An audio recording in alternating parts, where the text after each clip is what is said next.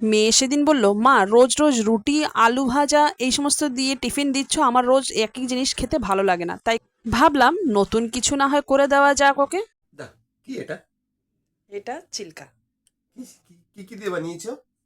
এটার মধ্যে আছে সব রকমের ডাল। এমন কোনো ডাল নেই যে আমরা সচরাচর খাই না সেই ডাল।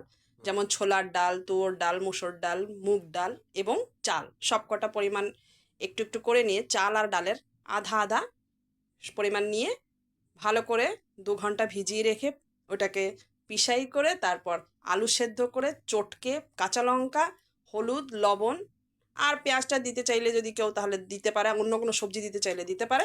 আমি মিষ্টি আর লাগছে না তো? আমি আর কিছু দিইনি। আমি এইভাবে করে তোমাকে খাওয়াচ্ছি। মিষ্টি এটা চিনি দিলেই মিষ্টি লাগবে, তো আমরা তো চিনি খাই না। কেমন লাগছে? টেস্ট বাড়তো না একটু? ও তারপরে এটাকে আমি ঘিতে ভেজেছি।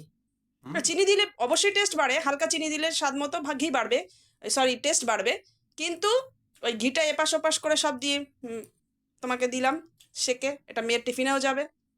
তো আমরা তো চিনি কম খাই, ওই কারণে এটা আমাদের স্বাস্থ্যের পক্ষে খুব ভালো, তাই তো? হুম, ঠিক ঠিক।